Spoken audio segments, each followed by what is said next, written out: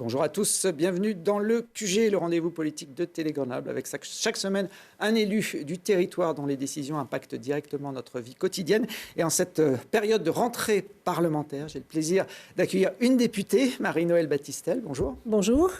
Bienvenue donc dans le QG, députée de la 4e circonscription de l'Isère, un territoire qui s'étend du sud du département avec le Vercors, le Trièves, l'Oisans, la Matésine et une partie de l'agglomération grenobloise aussi, les communes de Cessin, Cessiné, Pont-de-Clé, Vif notamment. C'est une des plus grandes circonscriptions de France, une des plus atypiques aussi puisque vous avez des petits villages de montagne, des sommets enneigés et puis une zone urbaine en périphérie de Grenoble. Vous êtes élu sur ce territoire depuis 1998 en tant que maire de la Salle-en-Beaumont, puis députée depuis 2010, conseillère régionale. J'ai consulté votre page Wikipédia, Marie-Noëlle Battistel. Il y a un petit oubli.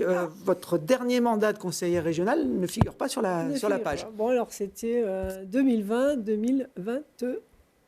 On est d'accord. Vous aviez démissionné pour respecter aussi le cumul des mandats. Vous avez été réélu. Surtout pour faire émerger les jeunes. Oui, effectivement, il y a la liste était montée d'un cran suite à cette démission. Vous avez été réélu sur cette 4e circonscription de l'Isère pour la 5e fois en juillet dernier avec votre meilleur score des 4 précédentes élections, pratiquement 60% face à une candidate, Anne-Marie Malandrino, qui représentait le camp d'Éric Ciotti. J'imagine que c'est une satisfaction de rester aussi forte sur un territoire après 5 mandats. Alors, je ne dirais pas une satisfaction de mon score qui est peut-être le meilleur, mais qui est quand même face au Rassemblement national. Et 60%, ça veut dire que le Rassemblement national avait fait 40%. C'est la première fois que vous vous retrouviez d'ailleurs dans une configuration comme ça. Et donc je trouve que c'est un score extrêmement élevé. Et du coup, je ne peux pas me satisfaire totalement de mon résultat qui est, vous l'avez dit, le meilleur des 5 élections, même si je n'ai pas fait 5 fois 5 ans, puisque j'ai eu l'occasion de faire des petits bouts de mandat, mais nous avons maintenant des CDD très courts dans l'activité parlementaire. Et qui visent encore à se réduire peut-être dans les mois qui viennent. Effectivement, 14 années en tant que député, 5 scrutins, ça fait, si on divise 14 par 5, on est en dessous de 3 pour la durée moyenne. C'est une élection, en tout cas, qui a rebattu les cartes en Isère avec, on le voit sur cette animation, 6 députés du Nouveau Front Populaire sur les 10 circonscriptions iséroises. En gros, le sud est à gauche, le nord est à droite, voire même à l'extrême droite. Avec cette proportion au niveau national, il n'y aurait pas eu de problème pour former un gouvernement. Tout à fait. Bon, ce n'est pas le cas, effectivement.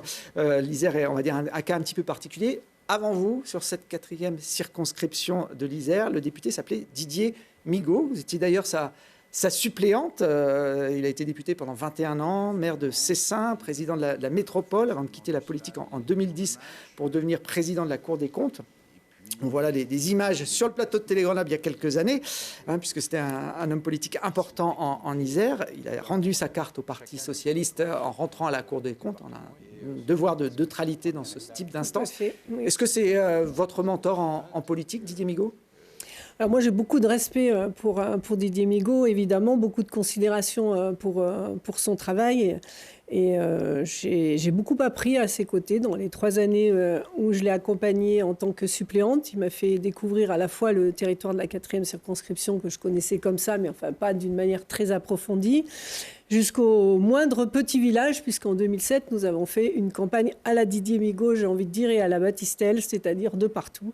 Et ensuite, je l'ai représenté assez souvent pendant ces 3 années, puisqu'il avait des fonctions à l'Assemblée nationale qui le retenaient à Paris assez souvent dans la semaine, ce qui m'a fait connaître parfaitement bien la circonscription, et ce qui m'a d'ailleurs, je pense, beaucoup servi en 2010, quand j'ai eu l'élection partielle pour lui succéder. Quand il avait démissionné de son poste Tout à fait. de député. Vous êtes toujours en contact aujourd'hui avec lui J'étais assise à côté de lui hier dans l'hémicycle. Bon, vous vous parlez ? Oui, on se parle, évidemment.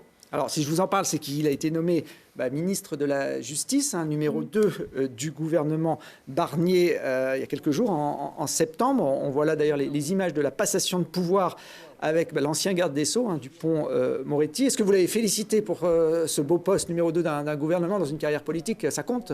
Alors déjà, on a échangé avant qu'il ne soit nommé, quand on entendait son nom circuler. Moi, je lui ai fait part un peu de ma surprise et un peu de déception sur cette annonce.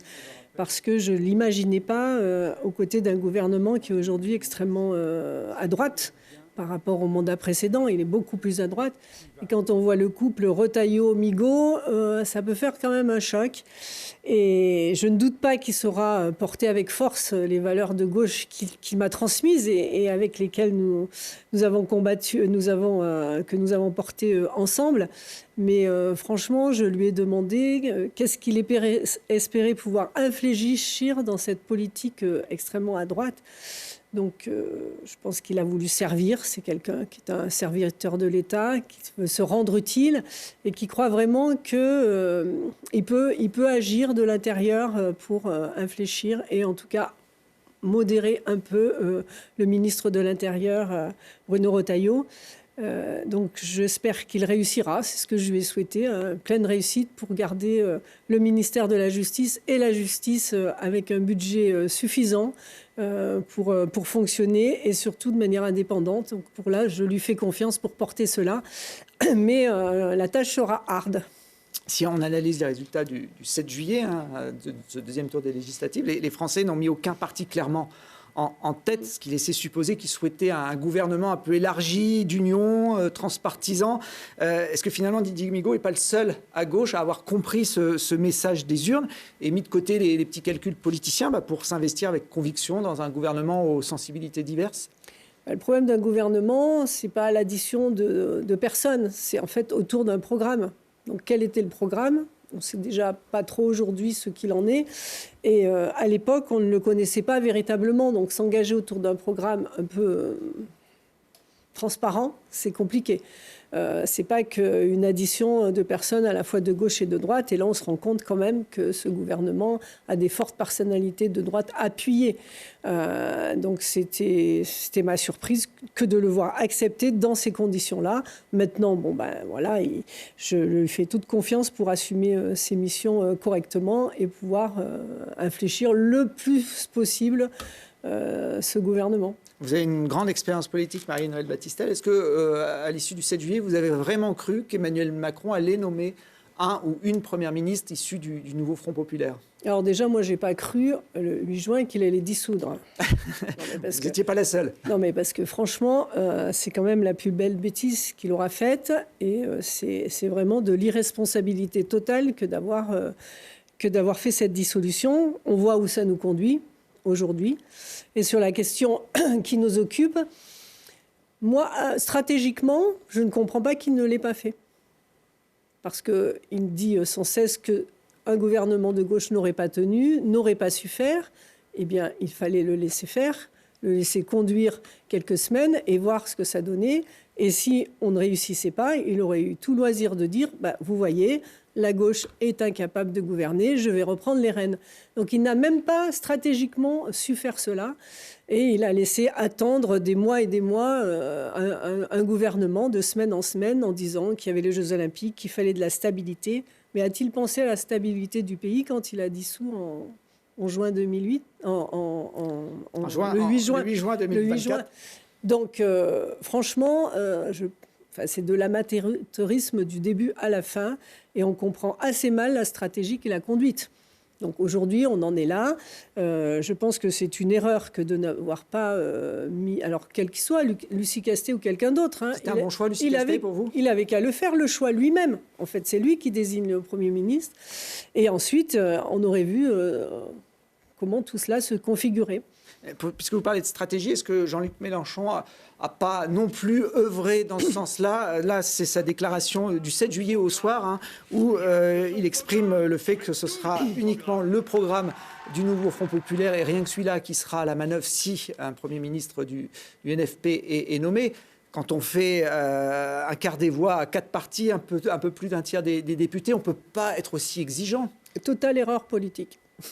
Je ne soutiens absolument pas ce qu'il a dit. Je crois que ça nous a beaucoup pénalisés. Effectivement, on peut dire ça si on est 300 députés.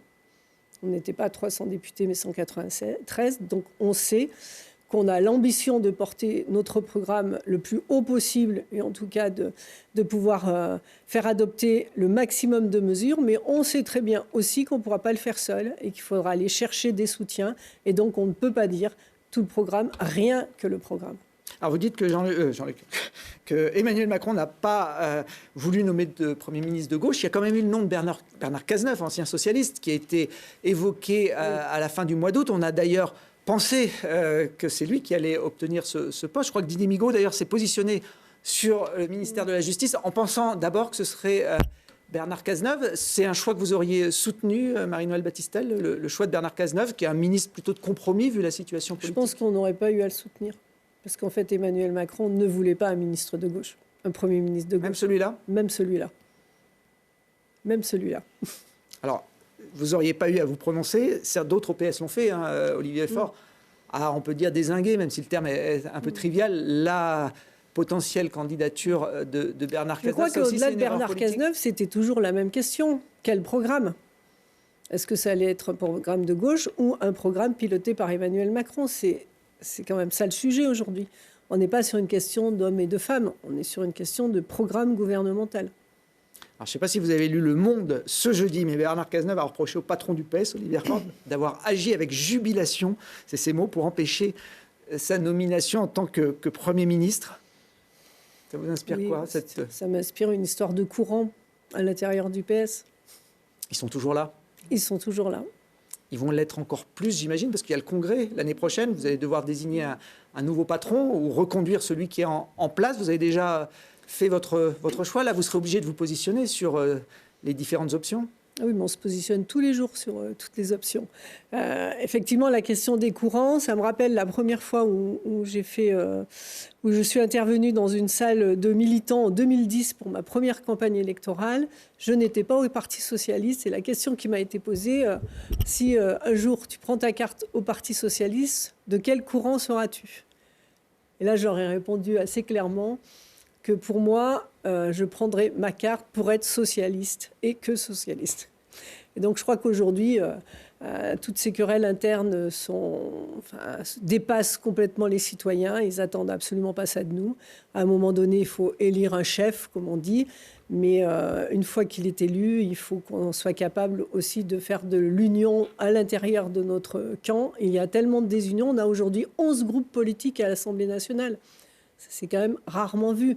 Donc en fait, il y a un éclatement de la vie politique. On ne peut pas non plus encore être éclaté autant à l'intérieur d'un parti. Oui, créer des sous-groupes, ça a été le cas au PS à l'époque d'Hollande, notamment avec, oui, tout à fait. Avec les frondeurs. Alors vous parlez d'élire un chef, il faudra bien effectivement l'année prochaine. Il y a une figure montante du socialisme qui est le maire de Saint-Ouen, Karim Bouamrane, qui d'ailleurs avait été cité dans les potentiels premiers ministres pendant l'été. Il a lancé ce jeudi son mouvement, La France humaine et forte. Il souhaite se nourrir de compromis, d'apaisement, d'espoir et d'espérance. On voit la photo, il y avait 4000 personnes réunies, dont des grandes figures du Parti socialiste, François Hollande, Jean-Marie Cambadélis, Carole Delga, la présidente de la région Occitanie. Vous étiez invité à ce lancement ? Je n'y étais pas, non. Qu'est-ce que vous pensez de voir une nouvelle figure émerger Après, on est toujours très heureux de remplir une salle socialiste, 4000 personnes. Donc. Après, tout cela doit concourir quand même à avoir un vrai programme socialiste le moment venu.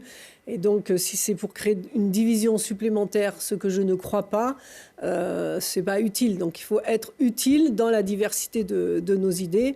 Et moi, je suis plus proche de Olivier Faure que de le maire de Saint-Ouen, Karim Bouamrane. On verra effectivement si ce mouvement prend forme. Compromis, apaisement, c'est les termes qu'il a employés. Alors, ce n'est pas la stratégie de la France insoumise au sein du nouveau Front populaire de mettre en avant ses valeurs. Didier Rambaud, qui est un ancien socialiste et qui fut aussi d'ailleurs le premier collaborateur parlementaire de Didier Migaud avant de devenir sénateur Renaissance, était à votre place la semaine dernière, Marie-Noëlle Battistel. Je lui ai demandé de vous poser une question, comme c'est la tradition dans cette émission. On l'écoute. Bonjour Marie-Noëlle Battistel, je lui confirme que j'ai toujours de respect vis-à-vis de sa personne, que j'ai toujours plaisir à travailler avec elle sur un certain nombre de dossiers. Je pense notamment au dossier de l'Alpe du Grand Serre. Néanmoins, je la ramène à ses fonctions nationales et lui demander très franchement, est-ce qu'elle peut continuer à travailler et à soutenir les élus de la France insoumise qui n'ont que pour seule ambition de créer le chaos dans notre pays, de bordéliser la vie parlementaire. Voilà, je souhaiterais qu'elle me réponde très franchement à cette question. Alors, je précise qu'on va reparler de l'Alpe du Grand Serre assez longuement au cours de cette émission pour ceux qui s'intéressent à ce dossier. Mais là, on est encore sur la politique nationale. C'est la question de Didier Rambaud. Il vous a demandé franchement votre réponse. Je vais lui répondre franchement. Alors, je ne soutiens pas la France insoumise lorsqu'elle n'est pas soutenable. Donc, je rappelle que dans le nouveau Front populaire, nous avons 4 groupes à l'Assemblée nationale. Donc, la France insoumise, les écologistes sociales, les communistes et les socialistes. Et nous travaillons en groupe et en intergroupe lorsque cela est nécessaire. Et je ne suis absolument pas alignée sur la France insoumise, sinon j'en serais l'adhérente. Et donc je suis au Parti socialiste, je défends les convictions et les opinions du Parti socialiste. Et quand il faut s'opposer à la France insoumise, je ne suis absolument pas soumise aux insoumis. Et donc d'ailleurs, ça se verra dans le vote très prochainement qui va arriver sur la destitution. Bon, est-ce que je pourrais lui demander, mais c'est pas à lui que je dois poser une question. Il ne reviendra pas forcément la semaine prochaine, mais allez-y. Je sais que ça le travaille beaucoup, cela, mais moi, ce qui me travaille aujourd'hui, par rapport à Didier Rambaud, que je connais bien, c'est comment il va pouvoir soutenir la politique de Bruno Retailleau. Bon, je lui ai un peu posé la question déjà la semaine dernière, mais s'il nous regarde, je pense qu'il affinera sa réponse. Vous ne serez pas sans le recroiser, je pense, sur le territoire isérois dans les semaines qui viennent. On parlait de rentrée parlementaire, c'était effectivement cette semaine, mardi. Avant de parler du discours de Michel Barnier, est-ce que vous avez l'impression, pour reprendre le terme de bordélisé qu'a cité Didier Rambaud, qu'on repart un peu sur le même ton? Une jeune députée iséroise a été huée par une partie du nouveau Front populaire et notamment les élus LFI lors de sa première intervention. On la voit en image, là, elle s'appelle Anne Mansouri, elle est élue du camp ciotiste sur la circonscription de Vienne. On a l'impression qu'on repart un peu sur ce que vous dénonciez sur la précédente mandature. On ne s'écoute pas, on ne se respecte pas. Alors là, justement, ça fait typiquement partie des choses que moi, je ne supporte pas. En fait, je respecte les élus lorsqu'ils parlent à l'Assemblée. Moi, j'ai plutôt trouvé, contrairement à ce qui a pu être transmis par les images, que c'était plutôt assez calme par rapport à ce que j'aurais imaginé du discours du Premier ministre. Alors, il y a eu quelques petites interpellations, mais globalement, plutôt calme. Et peut-être que aussi Michel Barnier incarne aussi avec sa stature le respect. Et donc cette première partie, au-delà des propos qui ont été tenus et du portage politique de sa déclaration de politique générale, je trouve que ça s'est plutôt bien passé. On le voit là, justement, pendant ce baptême du feu. Pour l'anecdote, Didier Migaud tenait le même discours mot pour mot. Au Sénat, c'est le protocole. Et il nous a rejoint tout de suite après. Bon. Alors, pendant ce discours, Michel Barnier a fait quelques annonces quand même. La revalorisation du SMIC dès le 1er novembre, la taxation des super profits, hausse d'impôts pour les ménages les plus riches. Vous parliez du programme tout à l'heure. On a l'impression qu'il a lu le programme du nouveau Front populaire, Michel Barnier. Il ne faut pas exagérer, parce que le nouveau Front populaire, ce n'était pas 2% d'augmentation du SMIC. Si vous vous rappelez bien, on était à 1600. Même si on se disait qu'on pouvait faire ça entre 2 étapes. 2%, c'est quand même pas beaucoup. C'est une avancée, il va dans le bon sens, indéniable, mais ce n'est quand même pas beaucoup. Il va aussi dans le bon sens quand il propose une contribution plus importante aux personnes à plus haut revenu et aux entreprises très importantes. Donc ça va évidemment dans le bon sens. Le tiendra-t-il jusqu'au bout? On verra dans la loi de finances, c'est bientôt, c'est dans 3 semaines. Mais c'est quand même pas le programme du nouveau Front populaire. Mais vous avez salué ses intentions, en tout cas Oui, moi je me réjouis de toutes les avancées qu'il peut avoir. Maintenant, vont-elles arriver jusqu'à leur terme? Et puis ensuite, on aura le temps de contrecarrer ce qui ne nous convient pas. Alors, malgré ces annonces, donc, qui vont dans le bon sens, est-ce que vous allez le censurer par principe d'entrée, ce nouveau Premier ministre? C'était la proposition. Alors, ce n'est pas d'entrée, parce que la proposition, elle était justement de le censurer avant le discours de politique générale, ce que nous avons refusé. Et donc, il fallait l'entendre d'abord, et ensuite voir si cela pouvait nous convenir. Donc, effectivement, je voterai la censure de ce gouvernement, parce que, le programme qui nous a été présenté, si on peut appeler ça un programme, parce que c'était quand même très Très léger. Michel Barnier n'a froissé personne dans son discours. Il a plutôt été habile dans l'équilibre qu'il a trouvé sur ce discours de politique générale. Mais les avancées sont extrêmement mineures. Et puis, sur les questions, notamment du dossier de la fin de vie, dossier que j'ai suivi de manière très importante sous l'ancienne législature et qui restait en plan, il a quand même dit, nous allons lancer des consultations. On a fait des conventions citoyennes. Agnès Firmin-Lebaudot, la ministre, a fait presque 8 mois de consultations des soignants, des opposants, des pros, des visites à l'étranger. Tout cela est fait. Il y a des écrits de partout. Donc, nul n'est besoin de reconsulter. Il faut mettre le texte sur... Et puis alors là, puisqu'on recherche des textes un peu consensuels, là, ça peut l'être. Donc, il faut qu'il y aille. Vous allez voter la censure. Vous avez envie qu'elle aboutisse, cette censure, j'imagine, si vous la votez? Elle n'aboutira pas. Vous savez qu'aujourd'hui, tout dépend du Rassemblement national. La question, elle peut le Rassemblement national n'a aujourd'hui aucun intérêt, il l'a dit, à ce que la censure aboutisse. Donc, si jamais, dans quelques semaines, le Rassemblement national votait une censure proposée par la gauche, vous accepteriez ces voix pour faire tomber le gouvernement? Non, mais on n'accepte pas les voix. En fait, une censure, c'est aussi sur un texte. Il y a un texte écrit, nous ne voterons pas une motion portée par le Rassemblement national. Ensuite, on ne peut pas les attacher s'ils votent une autre motion, mais ce ne sera pas dans ce sens, je pense. Et si jamais, puisque c'est le RN qui va être le premier à dégainer avec sa niche parlementaire des propositions de loi, le 30 octobre, ils vont proposer l'abrogation de la retraite, enfin de la réforme des retraites à laquelle vous étiez opposé. Vous allez, là, pour le coup, voter avec eux? Alors, on ne va pas voter avec eux pour la simple et bonne raison que ce texte ne peut pas aboutir, puisque un texte, quand il est proposé par les parlementaires, il faut qu'il fasse les allers-retours avec le Sénat. C'est-à-dire que le Sénat doit l'inscrire. Par qui? Qui va l'inscrire au Sénat? Et qui revienne et qui fasse les allers-retours. Alors que dans la niche suivante, le 28 octobre, il y aura un texte qui, lui, pourra faire les allers-retours avec le Sénat. Donc, c'est plus sécurisé. Donc, nous voterons celui du 28. Mais sur l'équilibre général de l'Assemblée nationale, la présence du RN qui devient finalement un élément aussi bien à gauche qu'à droite à prendre en considération si on veut arriver à faire des choses concrètes, soit faire tomber le gouvernement, soit faire passer des lois, ça j'imagine, vous questionne, vous pose problème? C'est dans la pratique parce que, vous voyez, on a un exemple...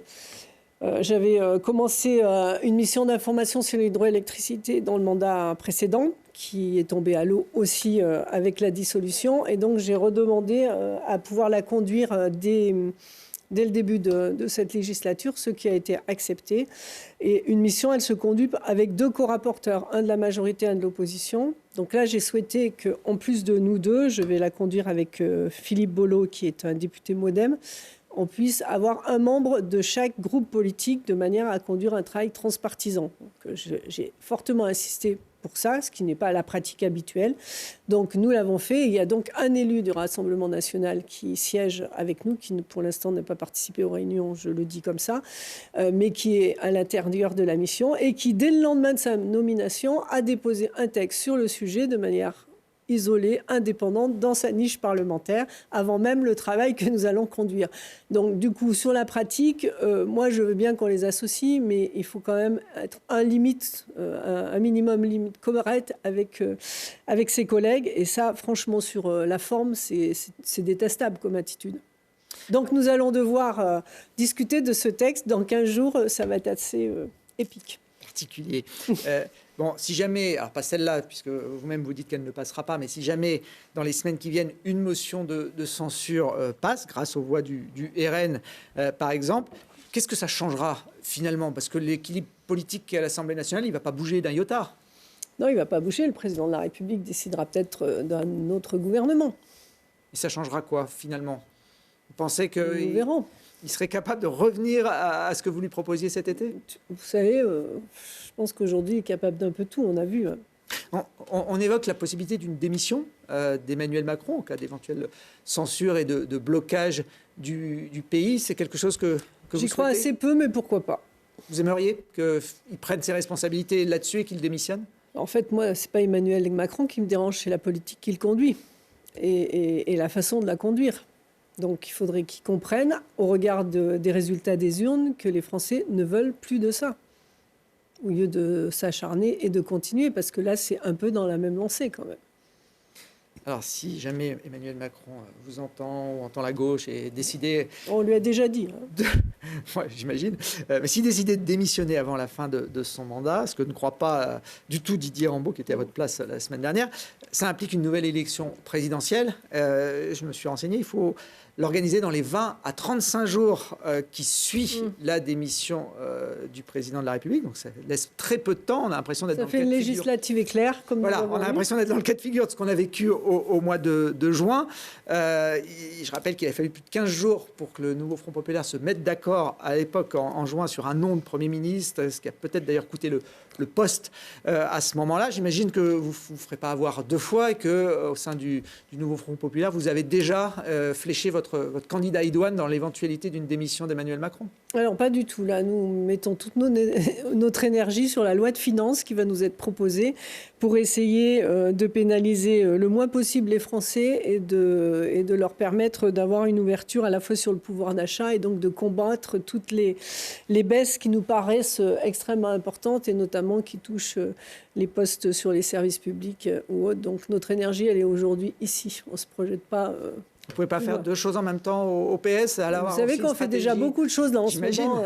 Vu le flottement, il faut être il faut attraper la bonne fenêtre de tir pour aller entre deux changements de gouvernement ou deux dissolutions ou une élection. Enfin, on s'adapte. Si je vous taquine là-dessus, c'est que Emmanuel Bompard, lui, a la réponse à cette question. C'est très bien. Jean-Luc Mélenchon qui... Eh bien, ce ne sera pas ma réponse. Pour lui, est le mieux placé.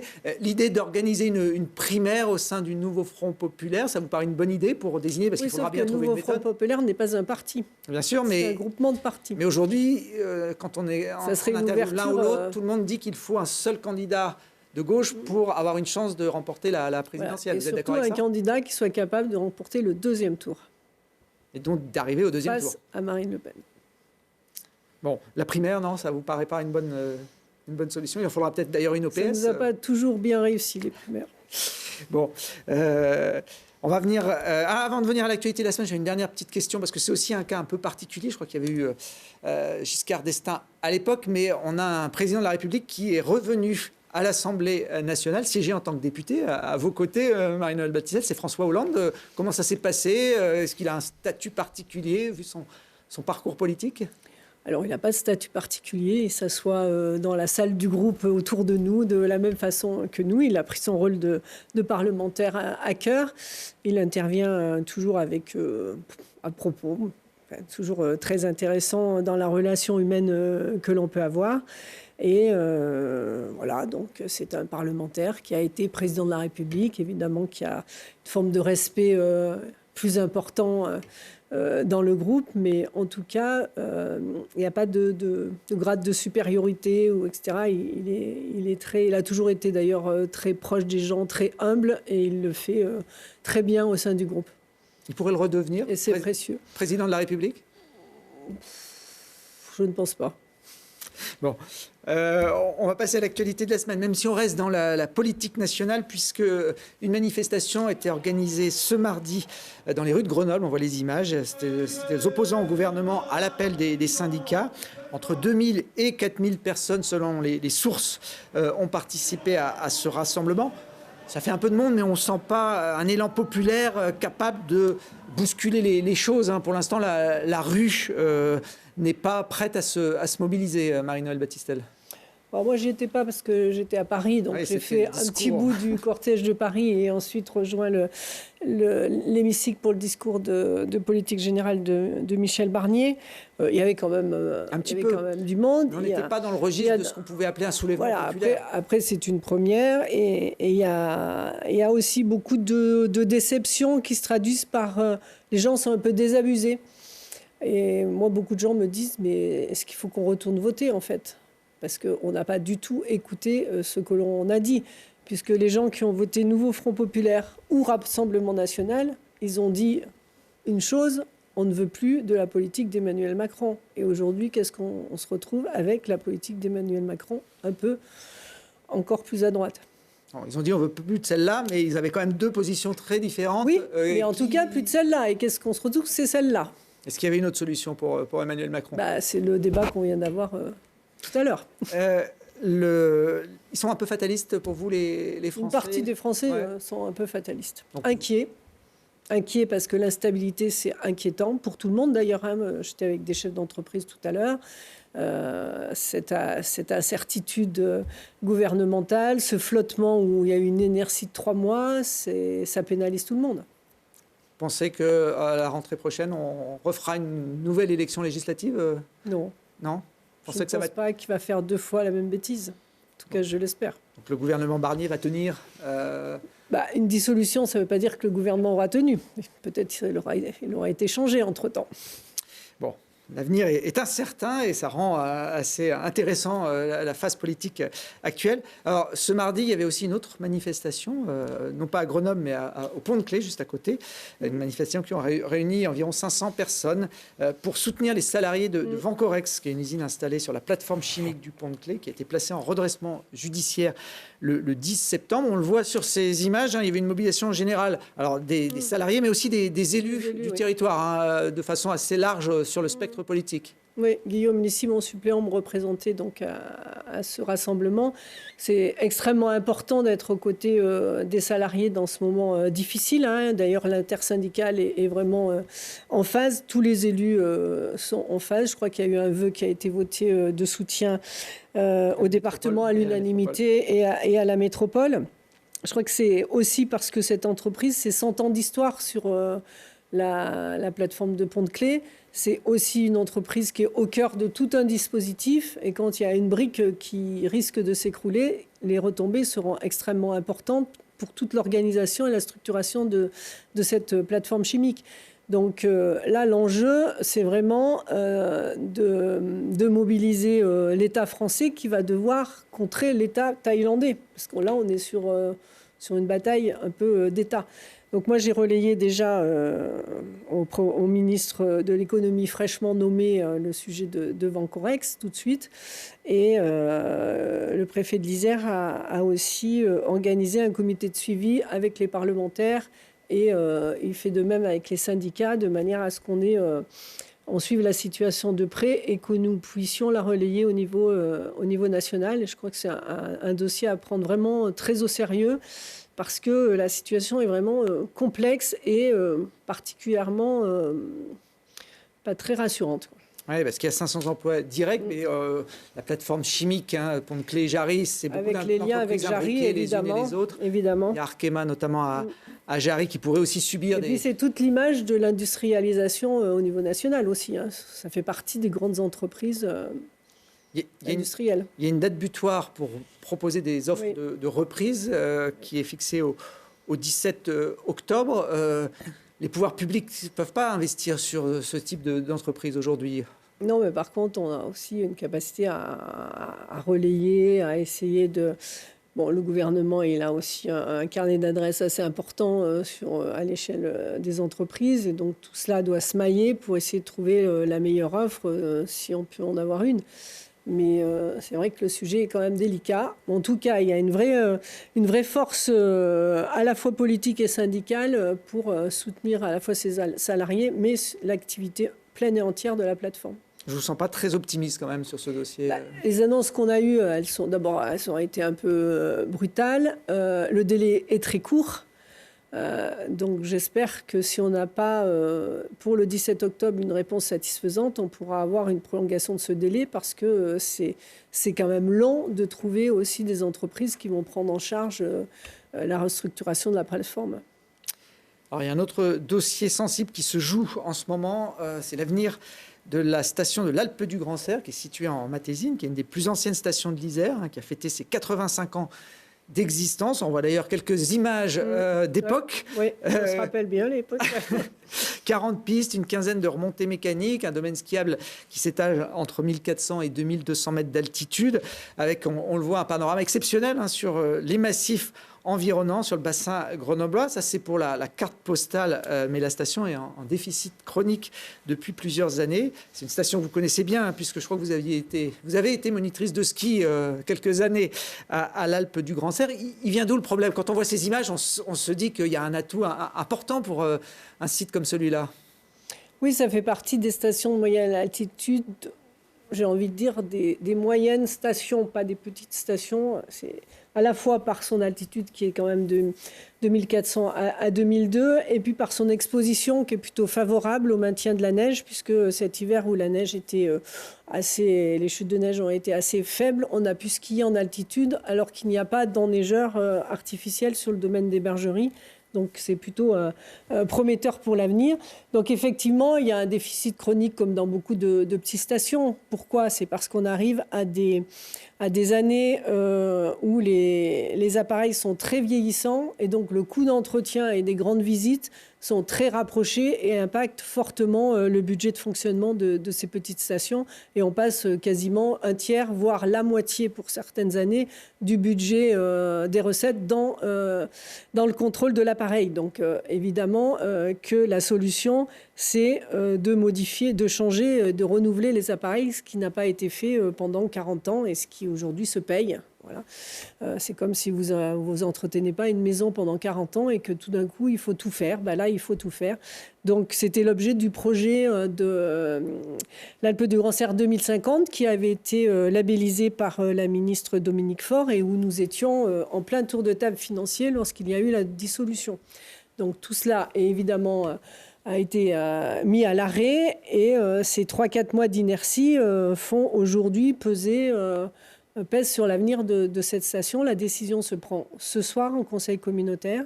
Il y a effectivement de l'investissement à faire, mais ça, c'est dans un deuxième temps. L'idée de ce projet, c'était de remplacer ces deux télésièges. Tous les appareils qu'il y a sur la station pour avoir un porteur qui monte directement en altitude et qui puisse fonctionner été comme hiver. Il y a beaucoup de monde l'été qui commence à venir à l'Alpe du Grand Serre. La chaleur dans l'agglomération grenobloise fait que les habitants aussi, les urbains ont besoin d'espace de rafraîchissement et le domaine d'altitude de cette station est tout à fait approprié à des balades en famille et en altitude. On le voit bien sur ces images, c'était le même jour. En bas, il y avait pratiquement plus de neige, un peu de neige artificielle, et on arrive en haut de ce deuxième télésiège. D'où la pertinence de ce projet qui vraiment libérerait ça et enlèverait tous les autres appareils. Donc j'espère que le vote sera positif ce soir, puisque c'est quand même près de 200 emplois directs et indirects qui dépendent de la station. On est à 2 mois de l'ouverture. Il y a un effort financier à faire, mais je compte sur la responsabilité des élus qui ont toujours soutenu jusqu'à maintenant cette station et ce serait trop dommage alors que l'État, la région, le département sont tous engagés dans le nouveau projet et fermer une station de cette importance-là, c'est un signal désastreux donné à l'échelle nationale. J'intervenais sur une table ronde au congrès de Domaine skiable de France à Reims sur le thème de comment les grosses stations peuvent aider les petites stations à assurer leur transition ou leur évolution. Et un nouveau dispositif mis en place par Domaine skiable de France va organiser et structurer cette solidarité entre petites et moyennes stations et grandes stations.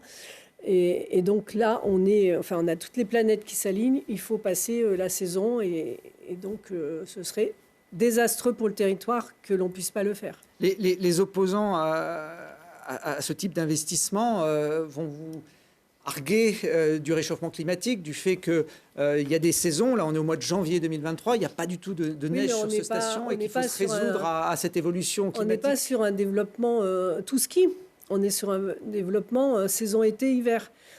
Et cet été, moi, j'y suis allée très régulièrement pour me rendre compte justement de la fréquentation qui devient de plus en plus nombreuse et où les gens prennent cet appareil vieillissant pour monter en altitude, pique-niquer. Et il y a un vrai espace de rafraîchissement. Et quand on a fait la table ronde avec la ministre à Mountain Planet l'année dernière, on avait une table ronde où il y avait également mes collègues Cyrielle Châtelain, Éric Piolle, qui étaient aussi sur la table ronde, et ils étaient unanimes pour porter le projet de l'Alpe du Grand Serre, parce que c'est aussi des espaces dont ils vont avoir besoin de plus en plus pour les urbains ou pour les Grenoblois.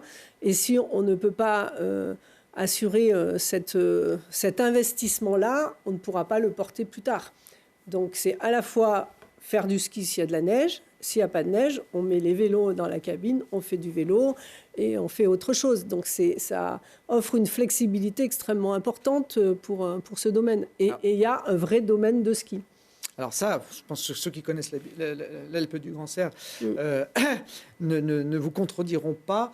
Ça, c'est le gros porteur, les cabines qui permettraient de monter les skieurs donc, sur ce domaine d'altitude où il y a de la neige.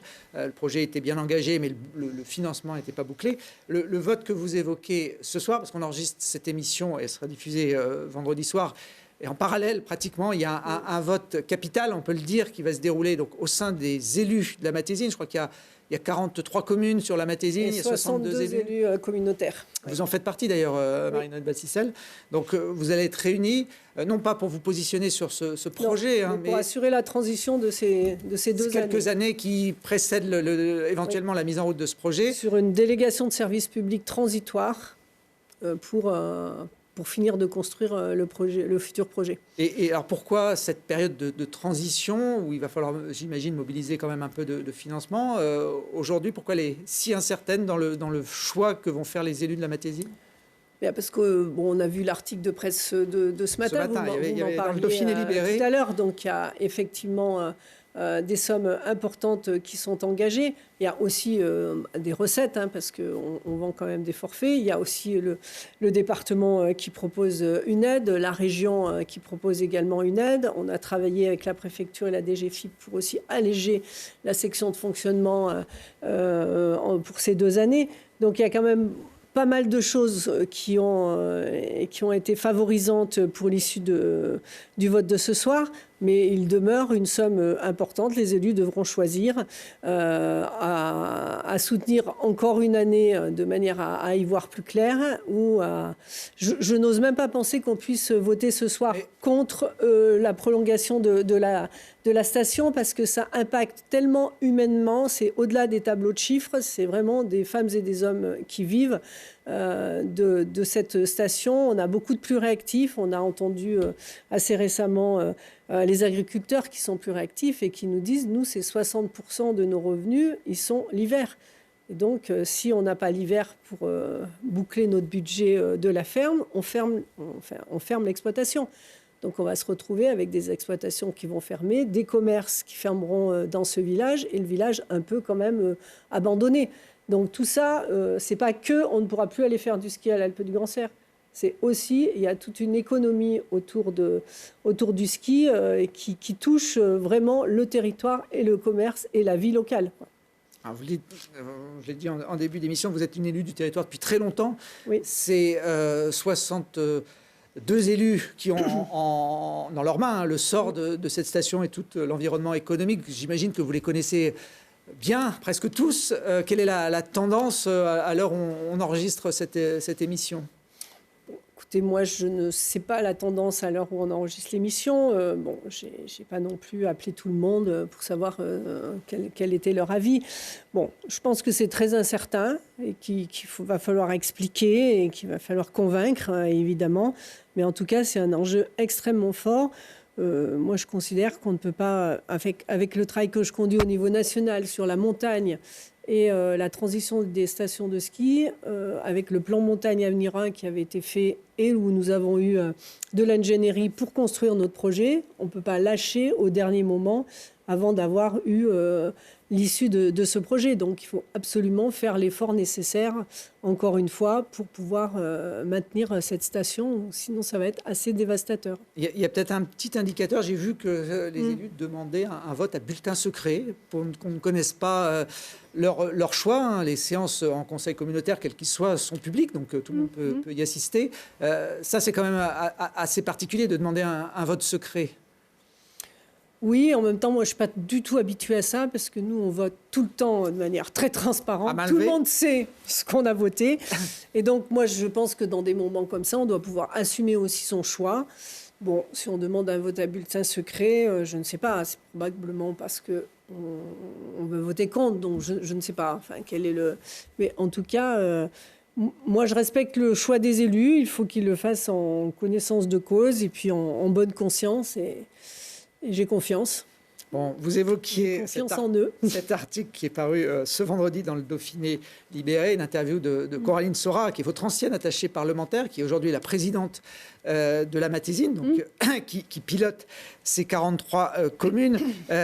Dans cette interview, elle affirme que l'investissement nécessaire pour l'Alpe du Grand Serre signifie que l'on repousse, voire que l'on renonce à d'autres projets, c'est ces termes. Et elle prend comme exemple une crèche. En gros, c'est soit la station, soit la crèche. Il n'y a pas un meilleur symbole si on a envie de plomber un dossier, Marie-Noëlle Battistel. Enfin, moi, je n'ai pas du tout envie de plomber la crèche. Il faut une crèche. Non, je ne parle pas de vous. Je parle non, mais moi, je vous réponds. Sora, on a l'impression qu'elle ne suit plus, elle ne porte plus ce dossier sur lequel elle s'était investie. Il n'est pas question de ne pas faire la crèche. Il faut absolument la faire. Il y a un besoin sur le territoire. Le département a juste proposé, me semble-t-il, de différer sa subvention qui devait être attribuée en 2024 pour la crèche en 2025, de manière à pouvoir faire passer la subvention pour les grandes visites et en soutien à la station en 2024. Ce qui fait qu'on aura la subvention de la crèche en 2025, elle ne sera pas perdue. Donc il faut simplement la décaler et ne pas forcément décaler les travaux puisque le département a autorisé l'engagement des travaux. Donc voilà, c'est un différé de quelques mois et je pense que le jeu en vaut la chandelle. Alors ma question n'était pas trop sur la crèche, mais plutôt sur le positionnement de Coraline Sora, qui est important puisque c'est la présidente, c'est elle aussi qui donne le ton pour une partie des élus. On a l'impression, quand on lit cette interview, qu'elle ne croit plus dans le projet, qu'elle ne le porte plus et qu'elle serait prête à voter contre ce vendredi soir. Bon, après, la présidente, elle porte sa délibération. Donc, elle va présenter sa délibération. C'est assez rare quand même que les élus qui portent eux-mêmes la délibération votent contre. Mais si à bulletin secret, tout est possible. Donc, j'espère qu'elle votera pour. Bon. Un vote en tout cas décisif. Est-ce qu'en cas de vote négatif de la part des élus, c'est vraiment fini pour l'Alpe du Grand Serre? Il n'y a pas de plan B ou de solution pour sauver la saison à venir? Écoutez, à ce stade, je ne connais pas le plan B. Et parce que moi, j'ai toujours cru qu'on allait pouvoir porter jusqu'au bout à cette station. Et j'y crois encore parce que je pense que les élus, après avoir échangé, c'est aussi le lieu de débat, la communauté de communes, sur à la fois les chiffres qui sont évidemment importants dans une petite collectivité, mais aussi sur les enjeux humains. Je fais confiance aux élus pour statuer du mieux possible pour le maintien de l'activité économique sur notre territoire, qui serait quand même un gros pan de l'activité qui disparaîtrait sur la Matésine. Alors, ce ne serait pas la première station de Matésine à fermer. Il y a 20 ans, de l'autre côté, la station de Saint-Honoré, qui était reliée d'ailleurs par les pistes à l'Alpe du Grand Serre, avait fermé. Elle est aujourd'hui en partie laissée à l'abandon. Les télésièges ont été démontés, mais les bâtiments... On voit ce que ça donne, une station fermée. Oui, ça ne donne pas envie, c'est clair, à part pour les amateurs d'art urbain. Vous avez vu les images précédentes d'une station verte, c'est quand même plus... Alors, c'est un territoire, quand même, la Matésine, qui a déjà connu des fermetures économiques importantes. Je ne parle pas là de la station de Saint-Honoré, mais de la mine de Lamure. C'était quelques années avant, en 1997. Je crois que d'ailleurs, le projet de station à Saint-Honoré, c'était pour pallier à la fermeture de la mine. Bon, ça n'a pas forcément très bien fonctionné. Vous le voyez quand même capable de rebondir ce territoire dans l'éventualité où ce soit la fin de l'Alpe du Grand Serre? Ce sera un coup dur porté au territoire parce que le territoire de la Matésine, après avoir été un pôle très industriel avec la mine, est devenu encore... Il reste très industriel puisqu'on a quand même un immobilier économique extrêmement important sur la Matésine. Mais touristiquement parlant, on a le petit train, les lacs et la station. Le petit train et les lacs fonctionnant plutôt l'été, on n'aura quasiment rien entre le mois de septembre et le mois de mai comme activité touristique sur le territoire. Alors que c'est quand même très générateur et ça fait vivre à la fois les gens autour de la station, mais aussi les commerces de la Mure, qui sont pas si loin que ça, les entreprises, puisque ça génère aussi des résidences secondaires qui font des travaux, etc., des locations. Donc l'impact est énorme. On dit, et on l'a redit à Domaine Skiable de France, 1 euro de forfait, c'est 6 euros sur le territoire. Donc vous avez à peu près 1 million, dans les bonnes années, 1,3 million de recettes, ça vous fait quand même 7 millions déployés sur le territoire, ce qui est énorme sur la Matésine. Vous l'avez dit, les collectivités locales, départements, régions, tout ça, sont prêtes à soutenir un projet de réaménagement et de poursuite de l'activité de neige sur l'Alpe du Grand Cerf. Si jamais ce soir le projet est abandonné, ce seront les élus de la Matésine qui porteront seuls la responsabilité de la fermeture de la station? Alors, je ne sais pas si ce soir le projet sera abandonné. La question de ce soir, c'est est-ce qu'on finance les 2 ans qui nous séparent de la mise en œuvre du projet. Si on ferme Mais 2 moi, ans, personnellement, je sais que si on ferme une année, c'est extrêmement difficile de revenir et surtout de remobiliser, parce qu'un projet comme celui-ci se construit avec les acteurs. Donc il faut remobiliser les acteurs à qui on a dit à 2 mois de la saison, vous n'avez plus d'emploi. Parce que je rappelle quand même qu'une partie des personnes qui travaillent là-haut sont des salariés, donc ils vont être indemnisés au chômage. Une grande partie sont travailleurs indépendants ou commerçants. Et donc pour eux, il n'y a pas de chômage. Donc en fait, c'est des gens qui vont passer l'hiver sans rien. Et la situation économique, elle n'est pas si florissante que ça pour pouvoir les accompagner. Donc voilà, c'est violent. C'est une décision extrêmement violente. Et là, il y aura uniquement les élus du territoire qui pourront s'en prendre qu'à eux-mêmes, j'ai envie de dire, si je vous suis bien. Après, il y a un moment, voilà, il faut prendre sa responsabilité le moment venu. Moi, je voterai pour le maintien de la station, bien évidemment, ce soir. Bon, ce n'est pas la seule station sur votre circonscription qui connaît des difficultés. De l'autre côté, il y a la station de Gresse-en-Vercors, là aussi, où il y a des stratégies différentes au sein du conseil municipal sur la pérennité de Gresse. À Autran-Méaudre, dans le Vercors aussi, on se pose beaucoup de questions sur l'avenir des remontées mécaniques. Est-ce que l'Alpe du Grand Cerf ne va pas lancer une vague de fermeture? C'est le risque. Et aujourd'hui, les grandes stations nous disent aussi qu'elles ont un afflux qui commence à être trop important.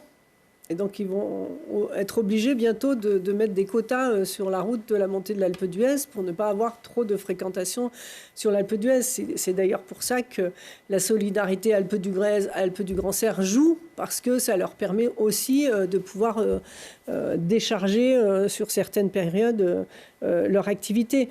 Donc, effectivement, c'est un très mauvais signal qui sera donné à la moyenne montagne. Vous parliez de Gresse et de Autran-Méaudre. J'ai échangé avec le maire il n'y a pas très longtemps. Même s'ils ne sont pas tous d'accord sur le projet station du futur, le maire m'a dit: je ne serai pas le maire qui fermera la station. Donc on mettra les moyens qu'il faut. L'intercommunalité est venue un peu en soutien. Et sur Autran-Méaudre, ils ont trouvé une solution un peu alternative en faisant fonctionner une fois Autran, une fois Méaudre, et puis pendant les vacances, les deux, qui leur permet de faire des économies de fonctionnement tout en maintenant leur outil. Donc en fait, je crois qu'il y a une vraie volonté des élus de maintenir leur outil économique pour lui assurer son évolution. Parce que dès lors qu'on ferme, une évolution est quand même extrêmement compliquée. Si les socio-professionnels de la montagne s'attachent autant à maintenir l'activité ski, est-ce que ce n'est pas aussi parce qu'on n'a pas d'alternative crédible pour l'hiver? Vous évoquiez le congrès des domaines skiables de France, qui regroupe tous les professionnels et notamment les sociétés de remontée mécanique. Est-ce qu'on a trouvé la solution qui permettrait de maintenir une activité à la suite d'une fermeture d'un domaine skiable? Aujourd'hui, elle existe Non, les seuls exemples qu'on a ne sont pas des exemples où il y a eu une revitalisation économique, mais plutôt un déclin d'activité et surtout démographique. Donc, on a ensuite des villages un peu fantômes, parce qu'on se plaint des friches industrielles, mais là, on aura des friches immobilières. Parce qu'il y a 3 centres de vacances aussi à l'Alpe du Grand Cerf qui fonctionnent plutôt bien l'été, bien l'hiver. Demain, s'ils fonctionnent que l'été, ils ne peuvent pas assurer leur fonctionnement sur l'année, leur mise à niveau, leur mise à norme, et donc ils fermeront aussi. Donc, c'est aussi tous des espaces pour les jeunes qui seront fermés à l'accès à la montagne.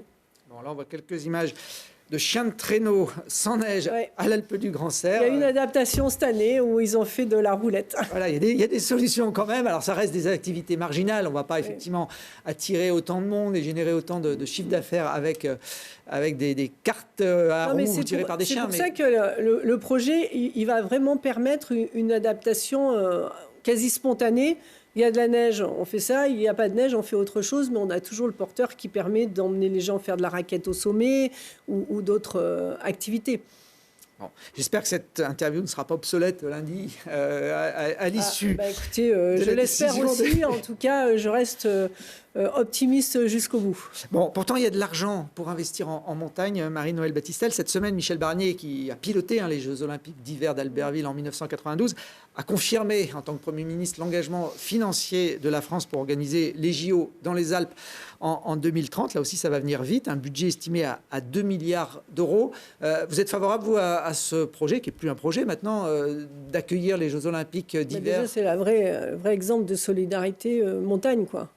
C'est qu'on met de l'argent sur les Jeux, il faut en mettre aussi sur les petites stations pour assurer leur reconversion. Au-delà de ça, moi je suis membre du Conseil national de la montagne et membre du comité de massif des Alpes. Et à ce titre, nous avons créé une commission à l'intérieur du comité de massif des Alpes pour travailler à ce que les Jeux soient les plus sobres possibles, les plus vertueux. Donc il y a autour de la table des élus, mais aussi les associations environnementales, les syndicats de la montagne. Donc nous allons nous attacher à ce que ces Jeux soient vertueux. Vous souhaitiez un Premier ministre de gauche ou une Première ministre. Si Lucie Castet avait été Première ministre aujourd'hui, à votre avis, est-ce qu'elle aurait fait comme Michel Barnier, elle aurait signé l'engagement de la France pour financer ces Jeux d'hiver 2030 ? Après, je pense que les choses étaient déjà très engagées avant l'arrivée de Michel Barnier. Oui, mais non, c'était fait.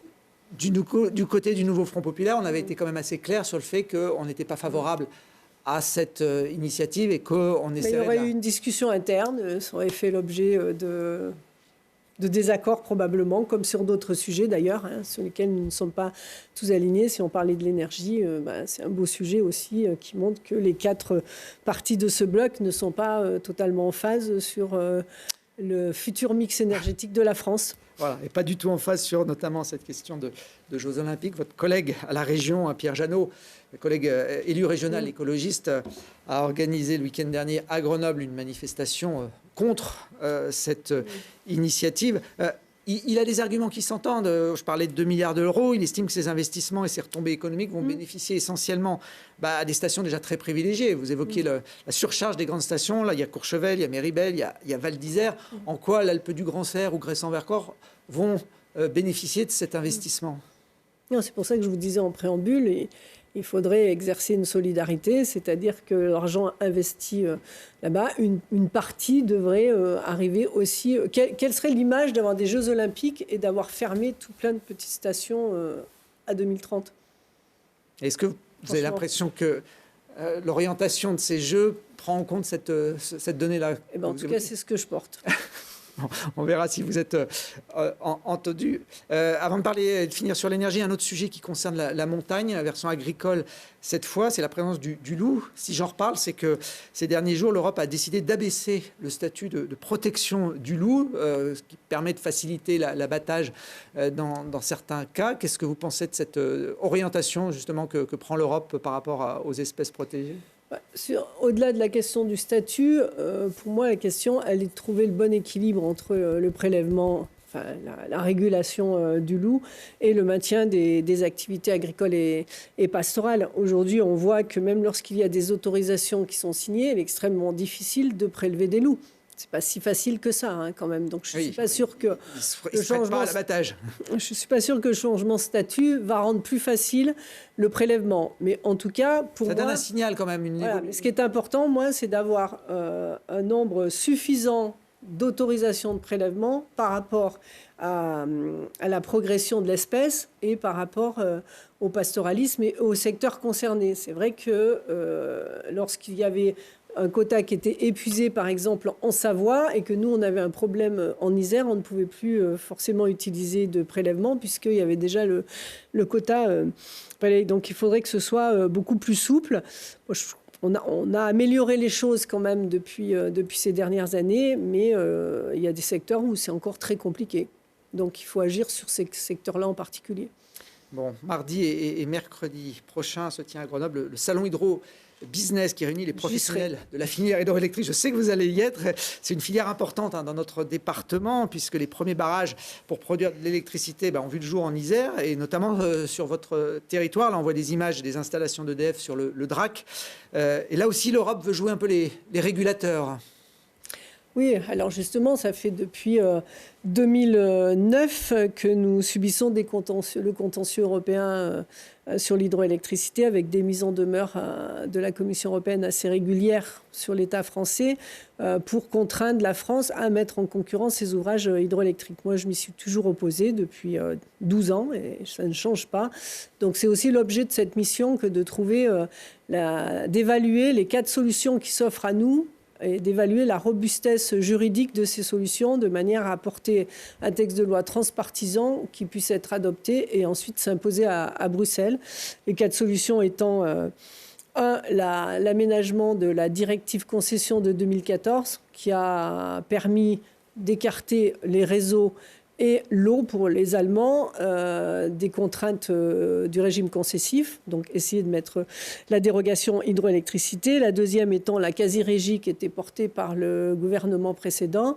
Le changement de régime qui est porté aujourd'hui par EDF, c'est-à-dire passer du régime concessif au régime d'autorisation, ce qui entraîne un transfert d'actifs, c'est pas neutre, c'est-à-dire que les barrages ne appartiendraient plus à l'État, mais aux exploitants.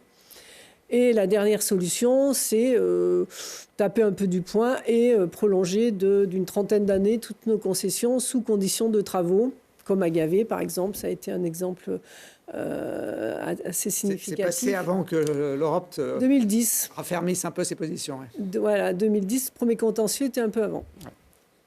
Bon, à suivre, c'est un dossier dont on reparlera évidemment. Oui.